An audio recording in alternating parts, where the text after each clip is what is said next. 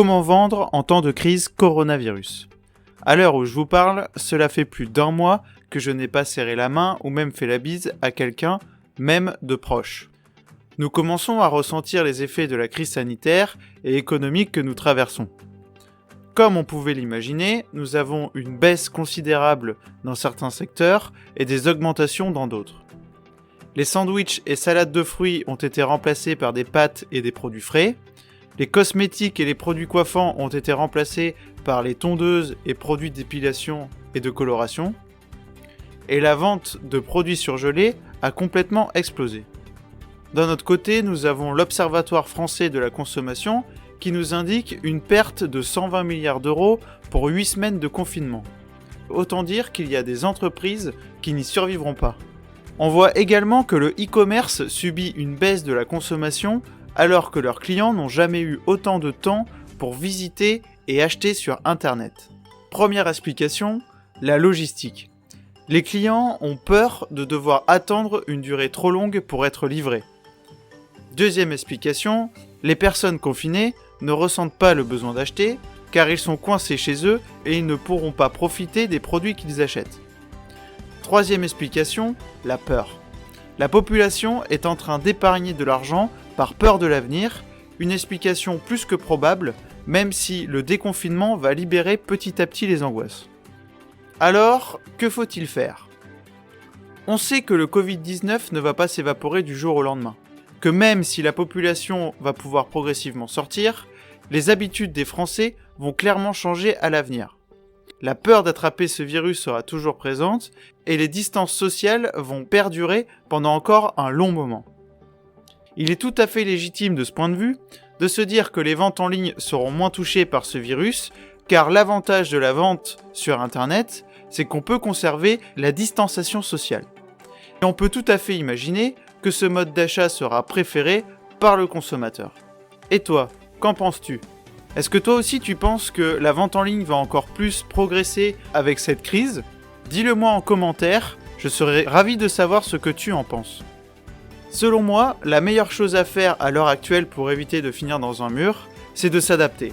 Il va falloir s'intéresser fortement à la vente en ligne pour pouvoir continuer à vendre vos produits et même vendre au plus vite et éviter la banqueroute. Si vous pratiquez de la vente physique, il est possible d'avoir des rendez-vous en visio où vous pouvez, comme dans un rendez-vous classique, faire toutes les étapes de la vente. Pour la prospection, on va être obligé d'utiliser les réseaux sociaux. À l'heure actuelle, tous vos clients et prospects sont sur Internet. Il faut simplement connaître un minimum le type de client que vous ciblez. Entre Facebook, LinkedIn, Instagram, Pinterest et Twitter, tous vos nouveaux clients sont déjà sur les réseaux sociaux. Et si vos concurrents les trouvent avant vous, ça sera très compliqué pour la suite, alors au contraire, c'est vous qui devez les trouver avant eux. Je ne parle pas de la page Facebook où on prend le stagiaire pour s'en occuper. Il faut une vraie stratégie d'acquisition de clients, de la prise de contact jusqu'à la proposition. Certains diront que c'est impersonnel, qu'il n'y a pas de contact humain, mais lorsque le travail d'acquisition est bien fait, il y a une vraie relation qui s'installe entre le client et vous. Il est possible d'humaniser sa prospection en ligne. C'est plus simple qu'il n'y paraît et ça peut vous rapporter beaucoup de clients et d'argent. Nous vivons un changement radical de la consommation et il va falloir s'adapter pour survivre. C'est pour ça qu'il y a des entreprises qui survivent et d'autres non. C'est cette capacité d'adaptation qui va permettre d'en sortir encore plus fort. Prenons l'exemple de quelques entreprises. BlackBerry par exemple n'a pas su et pas voulu réinventer ses téléphones. Ils étaient beaucoup trop attachés à leur clavier AZERTY au lieu de passer au tactile. Les smartphones sont arrivés, ont pris tout le marché.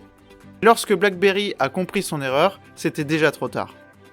Yahoo est resté longtemps numéro 1 comme annuaire Internet, et puis Google est arrivé avec son moteur de recherche et a complètement balayé ses concurrents.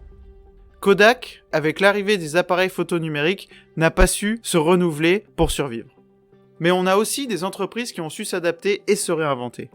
Dans les années 90, Apple était au plus mal face à Microsoft et son PC, mais Steve Jobs est revenu et ils se sont lancés sur d'autres marchés comme la musique avec l'iPod et bien sûr l'iPhone dans la téléphonie mobile pour mieux revenir avec les Mac.